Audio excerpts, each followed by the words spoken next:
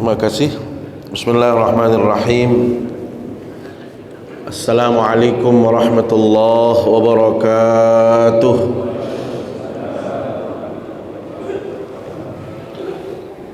Innal hamdalillah nahmaduhu wa nasta'inuhu wa nastaghfiruh wa na'udzu billahi min shururi anfusina wa min sayyiati a'malina. May yahdihillahu fala mudilla lahu wa may yudlil fala hadiya lahu. Asyhadu an la ilaha illallah wahdahu la syarika lahu wa asyhadu anna Muhammadan abduhu wa rasuluh. Allahumma salli wa sallim wa barik ala sayyidina Muhammad wa ala alihi wa sahbihi ajma'in. Amma ba'du. Yang kami hormati dan muliakan para alim ulama, para tokoh agama, tokoh masyarakat, para tetua, para sesepuh, para cendekia yang kami hormati, segenap pengurus masjid yang kami hormati, singkatnya hadirin hadirat jamaah pengajian yang dimuliakan Allah Subhanahu wa taala. Mengawali kajian kita pada pagi hari yang penuh dengan berkah ini, izinkan saya mengajak kita semua untuk selalu bersyukur kehadirat Allah Subhanahu wa taala. Karena kita yang hadir di majlis yang mulia ini adalah orang-orang yang diberikan begitu banyak kenikmatan oleh Allah Subhanahu wa taala. Yang pasti nikmat yang sangat terasa saat ini adalah nikmatnya kita melakukan kebaikan, nikmatnya kita melakukan ketaatan di sisi Allah. Jadi setelah kita beriman kepada Allah Subhanahu wa taala, setelah kita dijadikan orang yang mukmin, orang yang muslim, mendapatkan hidayah, maka nikmat berikutnya adalah bila mana seseorang itu selalu mendapatkan karunia untuk melakukan kebaikan.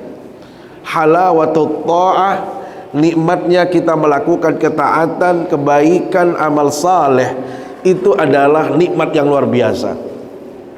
Apalagi sampai kita istiqamah dalam kebaikan, itu subhanallah, tidak ada yang lebih baik dari nikmat istiqamah dalam kebaikan. Nikmat kita melakukan amal saleh, itu tidak ada yang bisa menandinginya. Maka inilah yang menjadikan kita yang hadir di majlis ini adalah orang-orang yang beruntung. Di tengah kesibukan orang, atau mungkin di saat orang begitu terlelap dengan tidurnya, tetapi kita subhanallah masih diberikan kekuatan iman untuk bisa hadir di majelis yang mulia ini. Rasul sallallahu alaihi wasallam memberikan penegasan, "Idza ra'aitumur rajula ya'tadul masjida fashhadu lahu bil iman." Bila mana engkau melihat ada orang-orang yang datang ke masjid, hadir seperti ini, maka persaksikan bahwasanya orang-orang itulah orang-orang yang beriman kepada Allah Subhanahu wa taala. Maka persaksian baginda Nabi bahwasanya kita ini adalah tergolong orang-orang yang beriman, ini adalah persaksian yang luar biasa mulia, ya. Karena itu datang dari Rasulullah SAW, dan kita dipersaksikan sebagai orang yang mukmin di hadapan Allah Subhanahu wa taala. Salawat serta salam selalu kita sampaikan ke hadapan baginda Rasulullah sallallahu alaihi wasallam, kepada segenap keluarga, para sahabat, para tabi'in, para tabi'it tabi'in, dan semua pengikut baginda Rasul sallallahu alaihi wasallam, termasuk kita yang hadir di majlis yang mulia ini. Mudah-mudahan dengan salawat yang kita sering ucapkan, dengan sunnah-sunnah yang kita lakukan, semua itu akan menjadi jembatan kita untuk bisa bersama Rasulullah sallallahu alaihi wasallam di hari kiamat kelak. Hadirin yang dimuliakan Allah Subhanahu wa taala, kajian kita pada pagi hari ini adalah melanjutkan kajian tafsir surat An-Nasr. Ya. Surat An-Nasr, idza jaa nasrullah. Surat ini oleh Allah memiliki berbagai macam penamaan. Disebutkan di sini Summiyat Suratul Nasr liftitahiha biqaulillahi tabaraka wa ta'ala idza jaa nasrullahi wal fath. Surat ini dinamakan sebagai surat An-Nasr karena memang di awal surat ini Allah menyebutkan tentang nasrun, ya, tentang pertolongan Allah. Surat ini juga disebut sebagai surat Al-Fathul Akbar, ya. Fathul Akbar itu artinya ekspansi terbesar yang pernah dilakukan oleh baginda Rasul sallallahu alaihi wasallam. Surat ini juga dinamakan sebagai surat At-Tawdi'. At-Tawdi' itu adalah perpisahan. Karena setelah surat ini turun, selang beberapa tahun kemudian beliau meninggalkan kita. Baginda Rasul sallallahu alaihi wasallam meninggal dunia. Maka ini adalah di antara surat-surat perpisahan. Selain dengan al-yauma akmaltu lakum dinakum wa atmamtu alaikum ni'mati ila akhirih, itu adalah di antara surat-surat dan ayat-ayat yang terakhir turun kepada baginda Rasul sallallahu alaihi wasallam. Kemudian tidak lama berikutnya beliau meninggalkan kita. Hadirin yang dirahmati Allah Subhanahu wa taala, surat ini terdiri dari 3 ayat. Ya. Walaupun demikian, ayat ini tergolong ayat madaniyah. Ya. Walaupun dia pendek tetapi dia tergolong ayat-ayat madaniyah. Idza jaa nasrullahi wal fath. Kita mulai dari tafsirnya. Bila mana telah tiba pertolongan Allah, nasrullah wal fath. Fatah ini artinya terbuka. Yang dimaksud dalam surat ini kata ulama adalah Fathu Makkah, di mana Mekah itu menjadi daerah yang awalnya tertutup, karena itu dikuasai oleh orang-orang kafir Quraisy, menjadi wilayah kekuasaan Islam, menjadi kekuasaan Islam yang terbuka untuk orang muslim. Idza jaa nasrullah, bila mana telah tiba kepadamu nasrullah, pertolongan Allah. Bapak Ibu, pertolongan Allah itu selalu hadir beriringan dengan kita juga melakukan penolongan terhadap Allah. Jadi tidak akan bisa hadir pertolongan Allah itu dengan hanya sekedar memohon saja, tetapi pertolongan itu beriringan dengan apa yang sudah kita lakukan.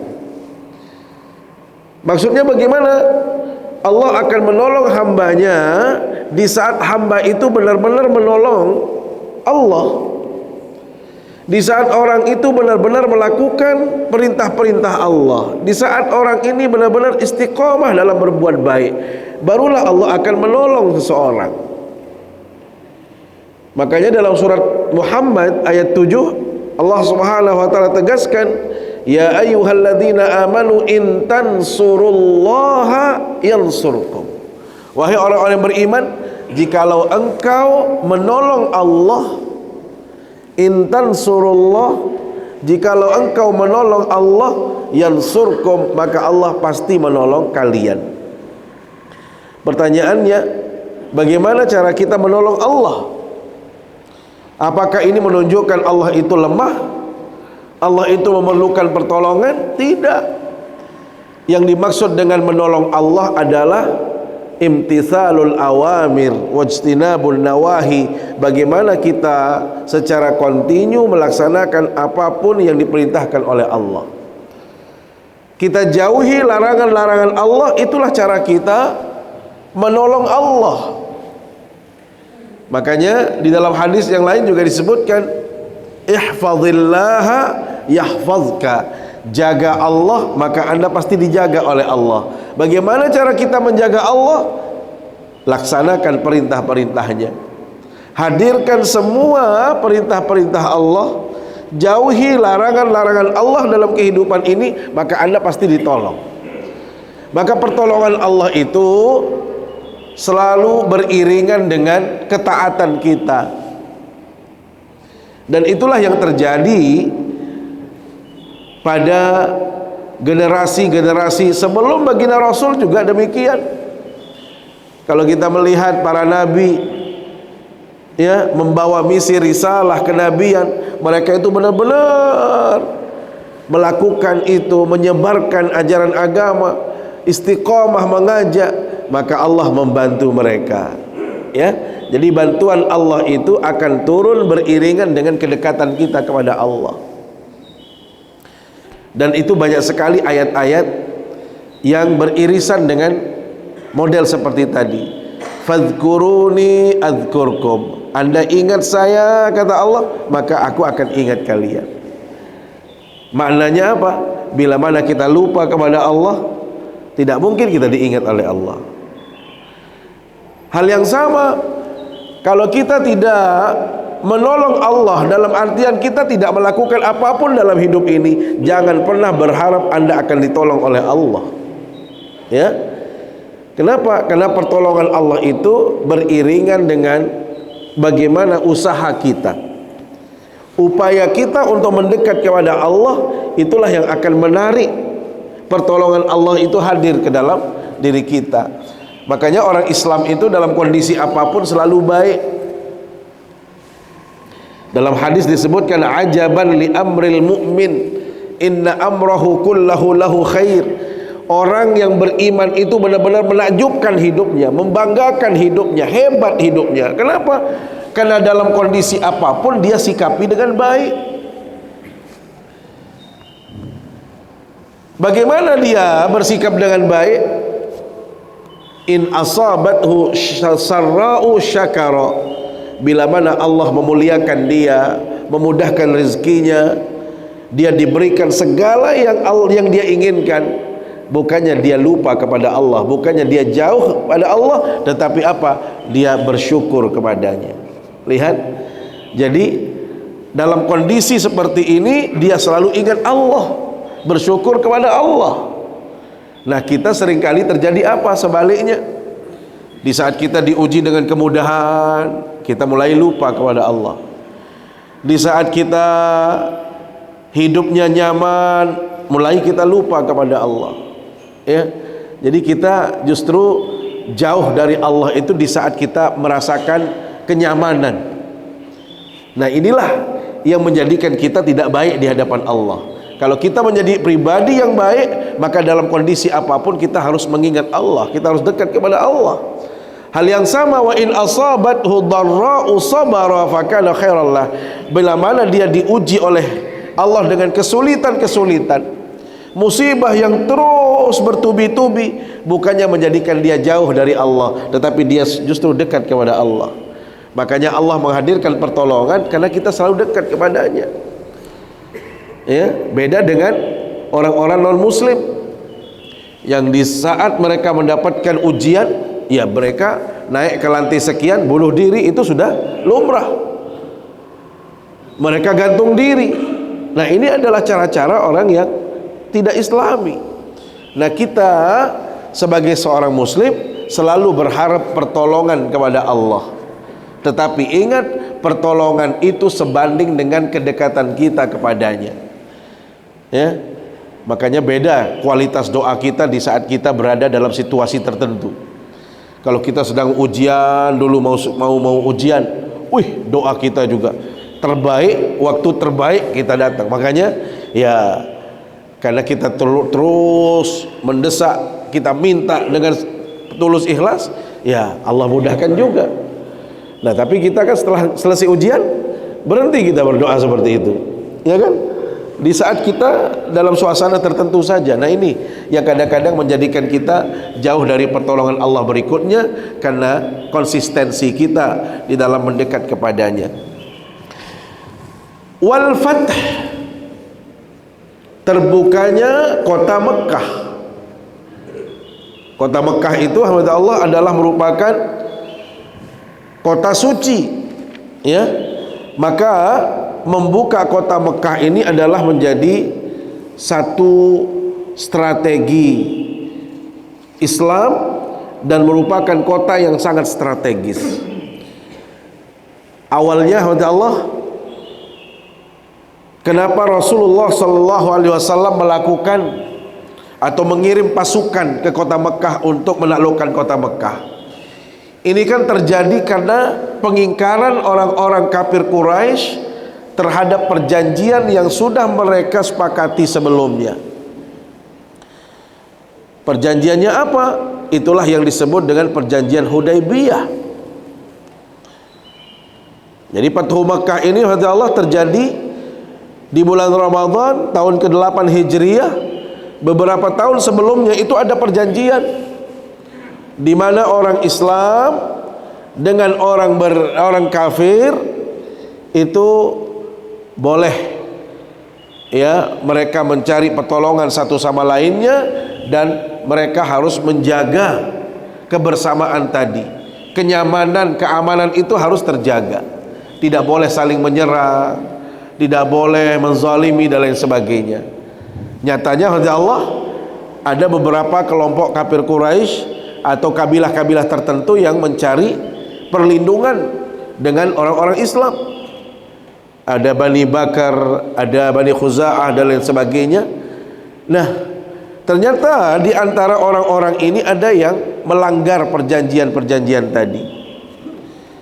Maka mereka melanggar perjanjian, maka Rasul SAW mempersiapkan pasukan yang sangat besar sekali, ya, yang pada waktu itu pasukan Muslim sudah sangat siap untuk menaklukkan kota Mekah.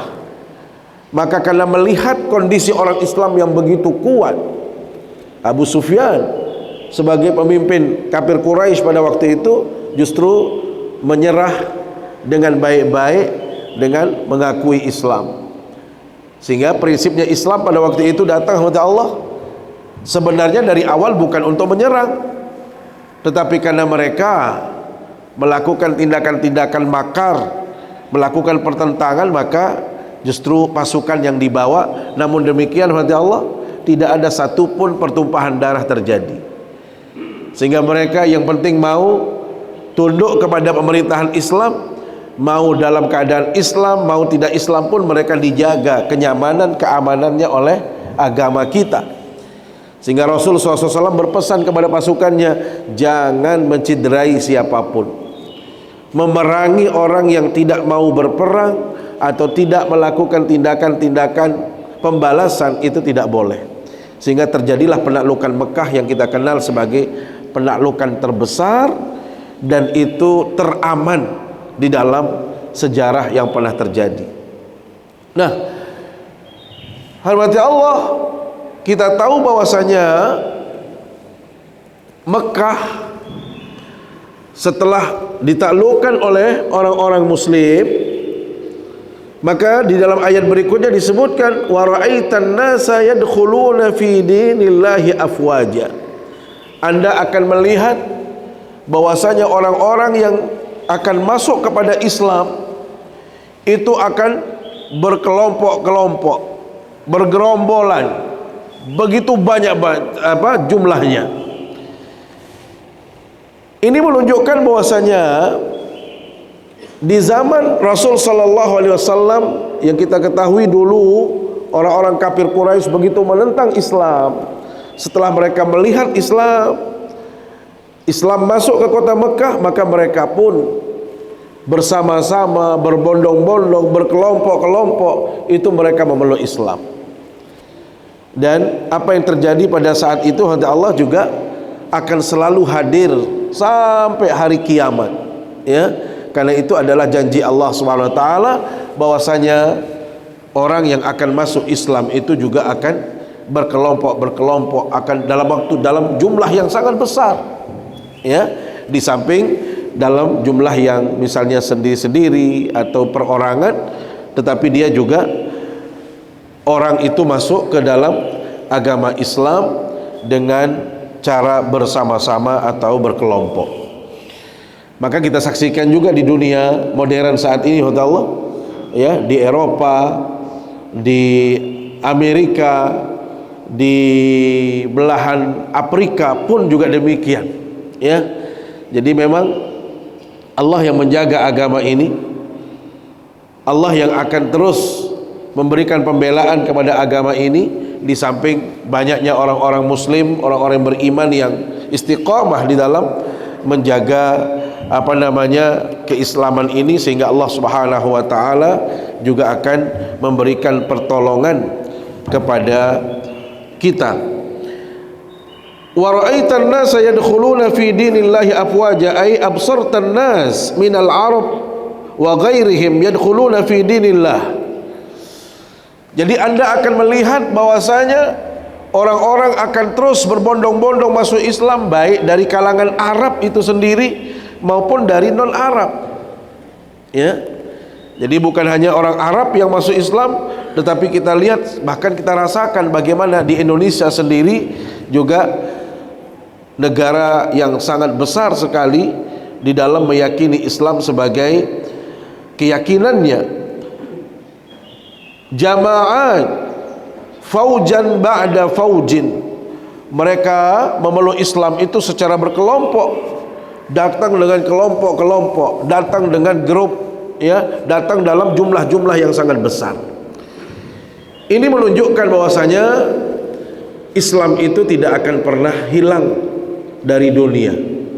Makanya ada ungkapan yang disebutkan al-Islamu ya'lu wa la yu'la alaih. Al-Islamu ya'lu, Islam itu akan terus tinggi, akan terus hebat, wala yu'la alaih, dan satu pun tidak ada yang bisa menandingi kehebatan Islam. Kemuliaan Islam itu akan terus nampak, dan tidak ada satu golongan pun atau agama manapun yang bisa meredupkan cahaya Islam. Makanya di dalam banyak ayat disebutkan yuriduna liyutfi'u nurallahi biafwahihim. Mereka itu orang-orang yang tidak senang dengan Islam, berupaya untuk memadamkan cahaya Islam, berupaya untuk mematikan api Islam ini biafwahihim, dengan tiupan-tiupannya, dengan ucapan-ucapannya, dengan ungkapan-ungkapan, berbagai macam cara. Wallahu mutimmu nurihi walau karihal kafirun. Allah berjanji, Allah yang akan menyempurnakan dan menyelamatkan cahaya Islam ini, ya, sehingga dalam kondisi apapun kata Allah, Islam ini akan tetap jaya, Islam ini akan tetap bersinar, walaupun orang-orang yang di dalam Islam sendiri seperti yang terjadi di kita ini, ya, banyak di antara kita yang mengempeskan Islam, menggemboskan Islam, ya, dengan berbagai macam dalih, dengan berbagai macam cara, yakin Allah itu yang menjaga Islam, ya. Makanya di dalam satu ungkapan Allah disebutkan bahwasanya al-Islamu mahjubun bil muslimin. Kalau Islamnya itu sendiri, Allah, agama sebagai agama tidak mungkin hancur, tidak mungkin hilang. Tetapi yang akan bisa menghilangkan Islam itu adalah orang Islam itu sendiri. Maksudnya apa? Yang akan mengkerdilkan Islam, yang akan melupakan Islam itu bukan Islamnya, tetapi pribadi-pribadi orang yang mengaku dirinya Islam.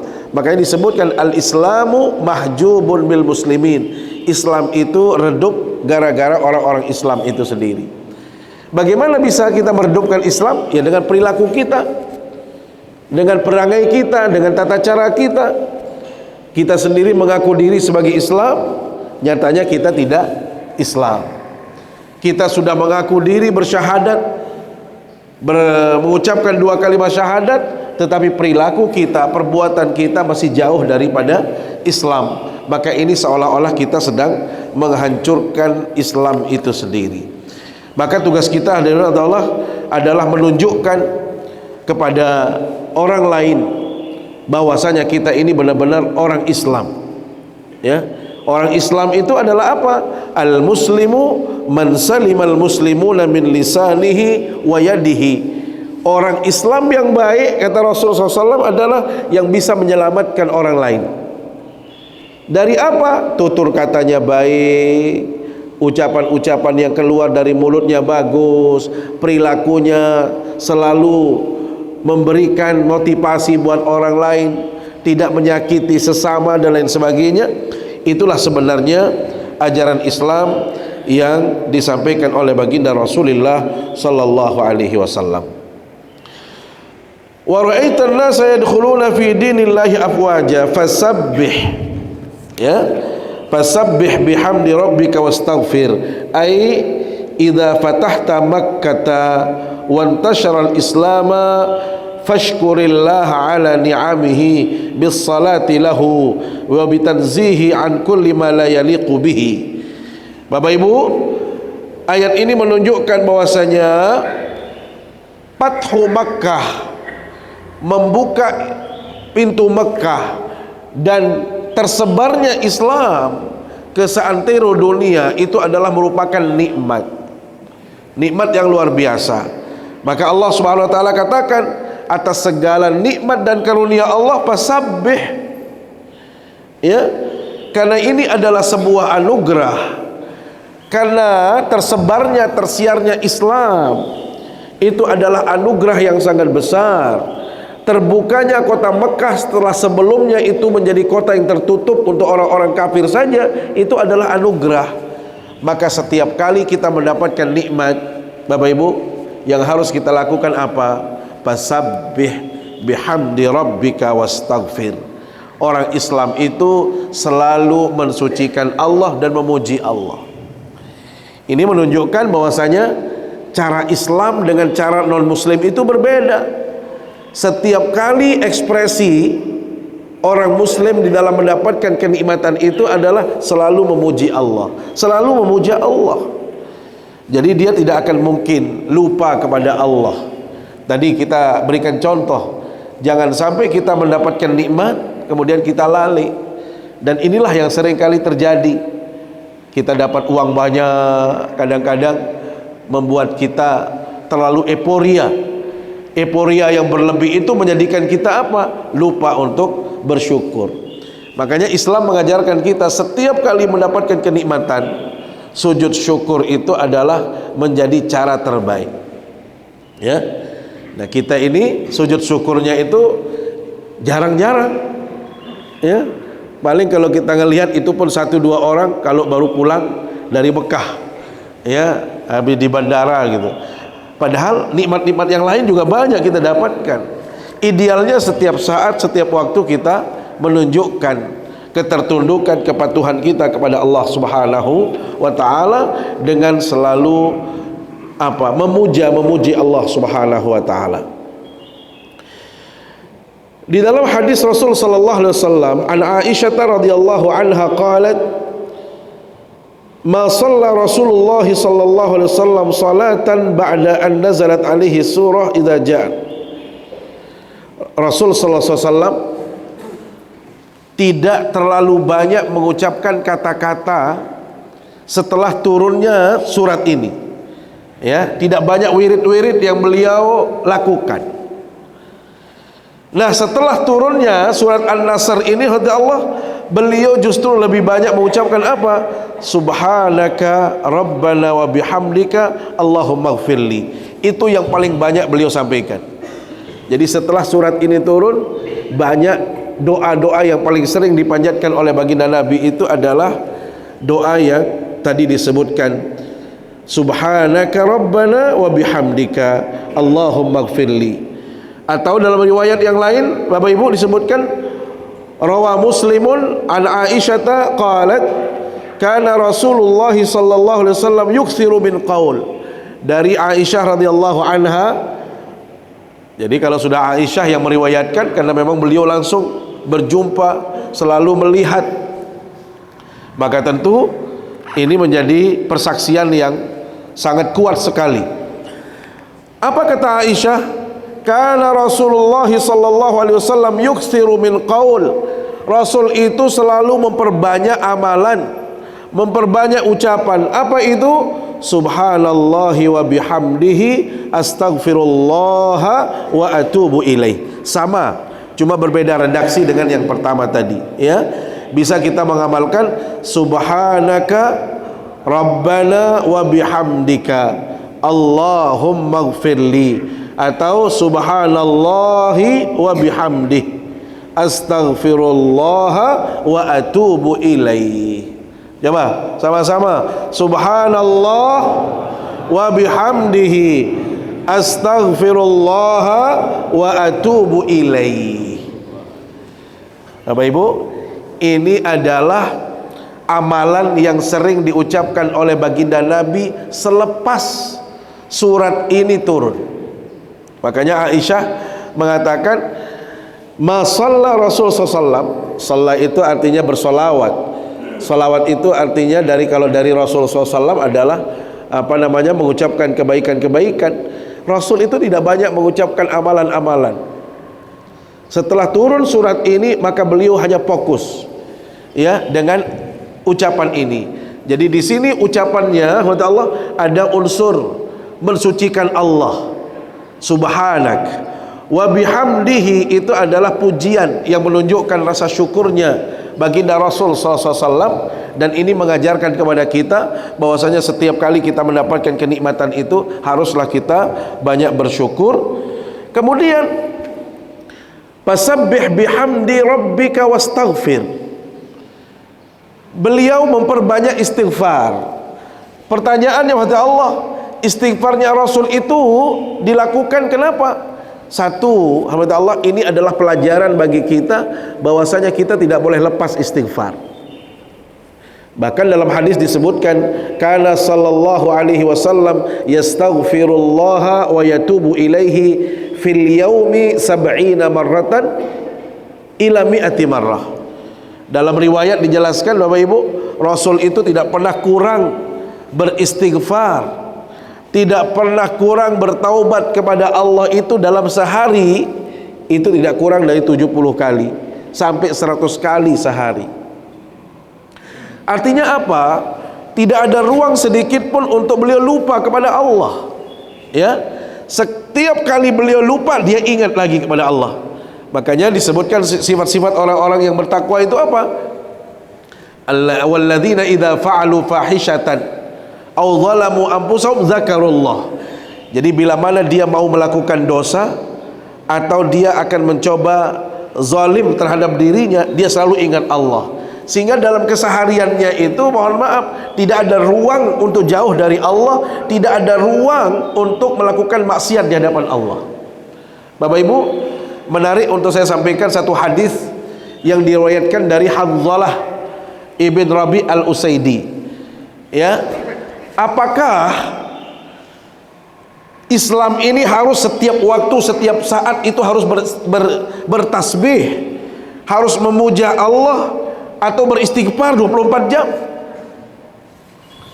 Hadirat Allah, Islam juga tidak demikian. Jadi bukan harus seperti itu. Kalau pernah Bapak Ibu mendengar seorang sahabat namanya Hanzalah ibn Rabi. Hanzalah itu berjumpa dengan Abu Bakar As-Siddiq. Laqiyani Abu Bakar. Beliau katakan, saya berjumpa dengan Abu Bakar.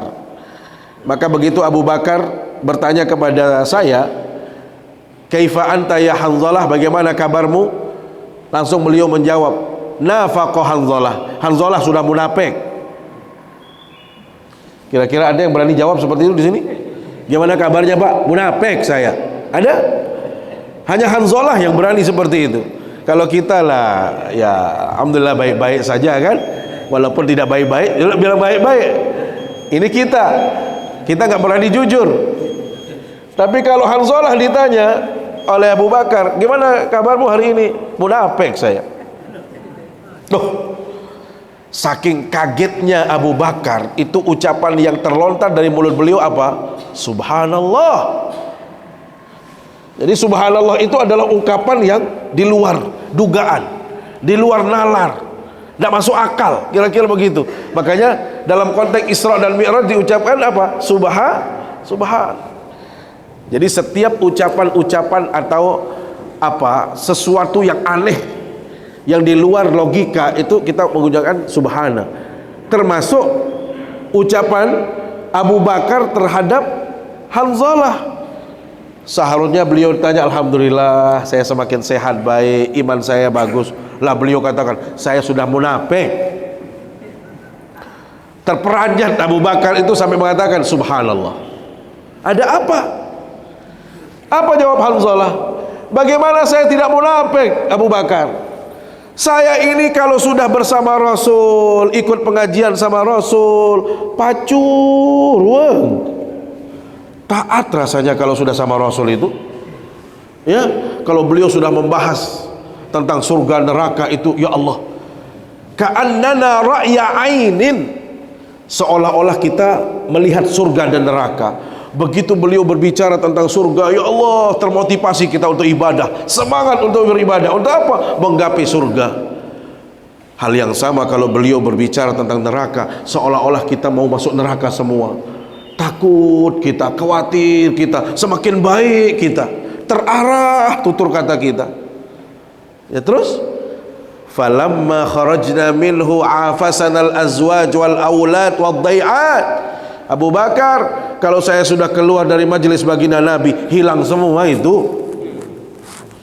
Sudah ketemu sama anak-anak, bermain sama anak-anak, sudah hilang. Yang tadi kita takut-takut tadi itu. Ketemu sama istri lagi, udah main-main kita, macam-macam bicara-bicara. Ketemu rekan bisnis lagi, wah, macam-macam dibicarakan. Wah, wadai'at. Dai'at ini yang kaitan dengan kehidupan. Ketemu rekan bisnis bicara tentang ini. Itulah penyebabnya beliau mengatakan dirinya munafik. Maka apa kata Abu Bakar? Oh itu ya, iya. Terus kenapa? Saya juga demikian. Saya juga mengalami yang sama, kata Abu Bakar. Saya kalau sudah sama Rasul, ya Allah. Coba kalau kita sedang ngaji kayak gini kan agak sedikit ya, agak ya. Tapi kalau sudah sampai rumah ketemu geng kan beda-beda lagi. Ya, begitu ya. Iya. Apa kata Abu Bakar? Loh, saya juga sama kalau begitu. Terus gimana? Ya, kita datang ke Rasul aja dah. Kita tanya. Jangan-jangan kita keliru ini, atau kita salah ini.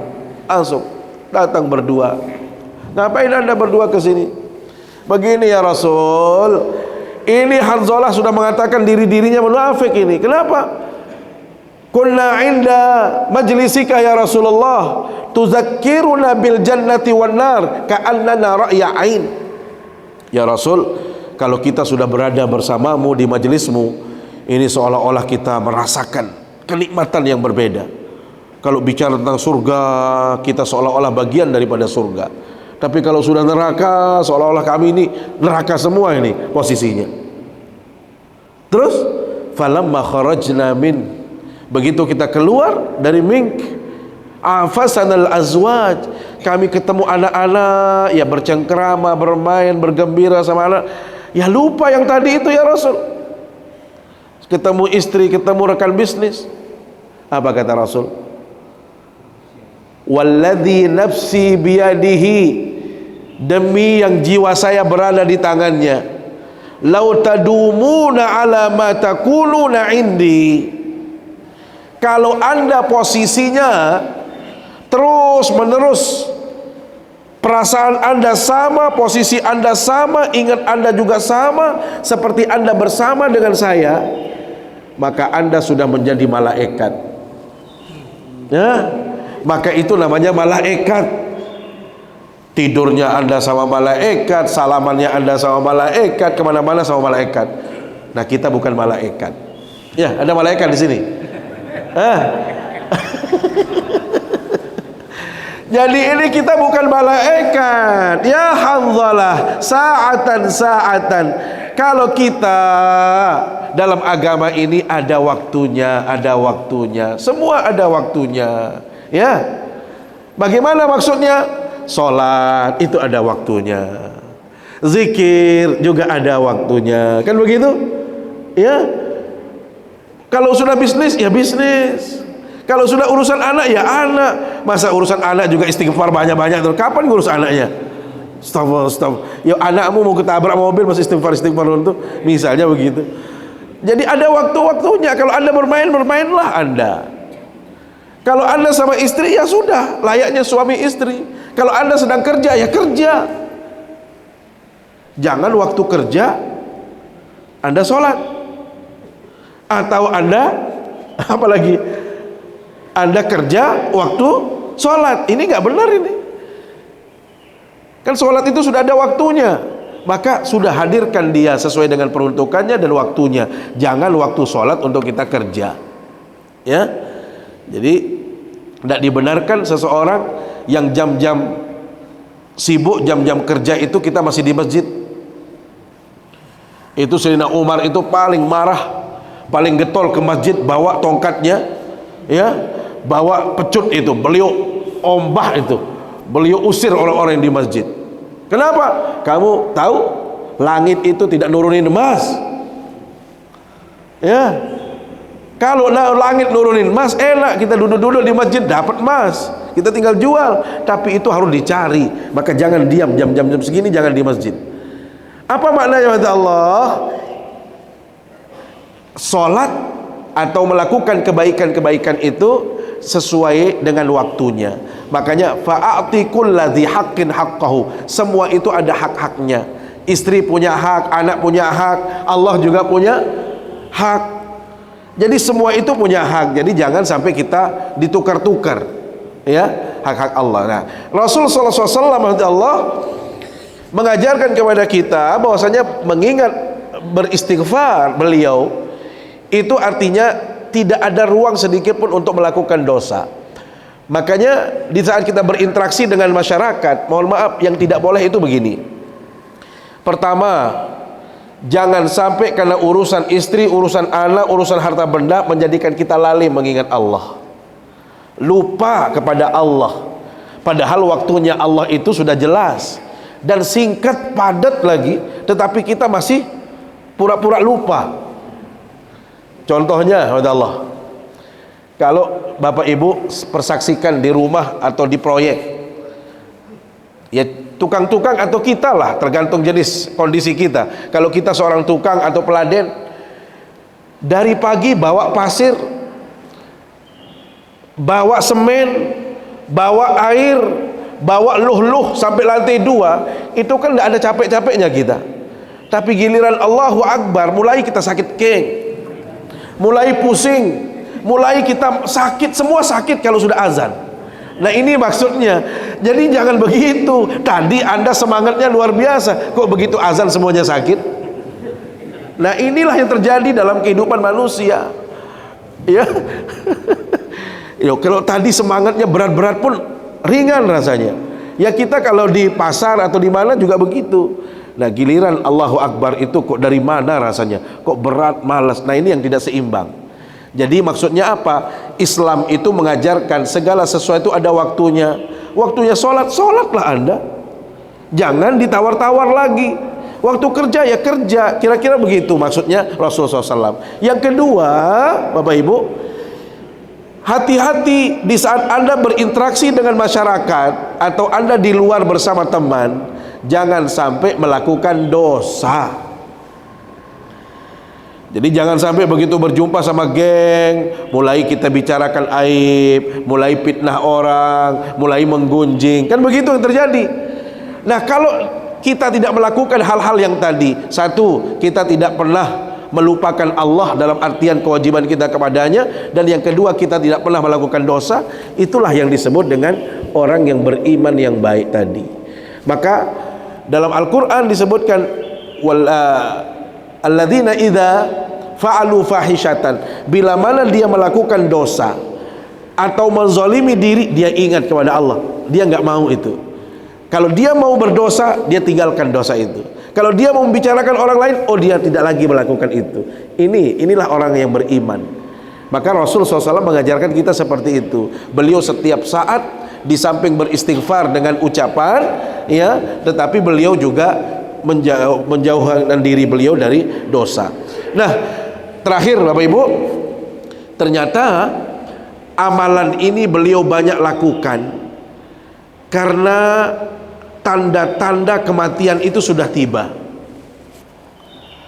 Apa itu? Satu, Islam sudah tersebar, Mekah sudah tertunduk, kemudian Islam sudah tersiar, maka misi risalah itu sudah mau berhenti. Nah, kalau kita mohon maaf tidak ada lagi tanda-tanda seperti itu, tetapi yang ada tanda-tanda penuaan, tanda-tanda kematian itu sudah ada. Ya, kalau Rasul itu tanda kematian beliau karena Islam sudah. Nah, kita tidak seperti baginda Nabi. Cuma kalau bapak-bapak sudah kelihatan semua itu. Tanda-tandanya sudah jelas. Ya. Ya, dari usia yang terus bertambah ini kan tanda-tanda kematian. Maka hadirat Allah, kalau kita sudah banyak tanda-tanda tadi, maka mungkin sudah tidak waktunya lagi kita banyak amalan-amalan berat. Bagaimana? Ini saja sudah, doa-doa seperti ini yang paling bagus ini. Artinya kalau kita sudah tua begini, ya mungkin jauhkan dulu dari urusan bisnis. Ya, jangan terlalu banyak bisnis dulu. Jangan terlalu banyak uang-uang yang dibicarakan. Kalaupun ada uang, udah investasi. Ini untuk akhirat, investasi atau amalan-amalan ringan. Maka beliau menganjurkan tadi, banyak-banyaklah kita subhanallah wa bihamdihi, astaghfirullah wa atubu. Itu yang banyak. Ya. Bukan berarti yang muda-muda tidak perlu doa tadi, tidak. Tapi, nah kalau kita yang sudah titik-titik yang tadi disebutkan itu, ya harus banyak, ya lebih banyak mendekat kepada Allah Subhanahu Wa Taala. Saya pikir ini makna daripada penjelasan terhadap surat An-Nasr tadi, bahwasanya kita diajarkan untuk selalu bersyukur kepada Allah karena prinsipnya Allah memberikan pertolongan itu terus menerus. Ya, kita mungkin tidak merasa tertolong, ya. Kadang-kadang kita baru tahu orang jatuh saja yang seolah-olah ditolong, padahal kita masih sehat seperti ini kan ditolong oleh Allah. Kita selamat sampai saat ini adalah karena pertolongan Allah. Maka yang paling penting adalah selalu menunjukkan rasa syukur yang terus menerus kepadanya, yaitu dengan apa? Memuji Allah dengan melakukan perintah-perintahnya. Ya, salat itu adalah cara kita bersyukur, ngaji ini adalah cara kita bersyukur. Maka diantara yang berikutnya adalah perbanyak istighfar, yang itu adalah menjadi contoh dari Rasulullah Sallallahu Alaihi Wasallam. Sebaiknya demikian. Terima kasih atas segala perhatiannya dan mohon maaf bila ada tutur kata yang kurang berkenan. Mari kita mengakhiri kajian ini dengan sama-sama bermunajat, berdoa kepada Allah Subhanahu Wa Taala. A'udzubillahi minasyaitonirrajim. Bismillahirrahmanirrahim. Alhamdulillahi rabbil alamin, wassalatu wassalamu ala asyrafil anbiya'i wal mursalin wa ala alihi wa sahbihi ajma'in. Allahumma ij'al jam'ana hadha jam'an mubarakan marhuma wa tafarruqana ba'da hadha tafarruqan hasanan ma'suma wa la taj'al fina wa la bainana syaqiyyan wa la mahruma. Allahumma ighfir lil muslimina wal muslimat wal mu'minina wal mu'minat al ahya'i minhum wal amwat innaka sami'un qaribun mujibud da'awat wa qadiyal hajat. Rabbana atina fid dunya hasanah fil akhirati hasanah wa qina adzaban nar. Wa sallallahu ala sayyidina Muhammad wa ala alihi wa sahbihi ajma'in. Subhana rabbika rabbil izzati amma yasifun wa salamun alhamdulillahi rabbil alamin. Subhanakallah bihamdika asyhadu an la ilaha illa anta astaghfiruka wa atubu ilaik. Wassalamu alaikum warahmatullahi wabarakatuh.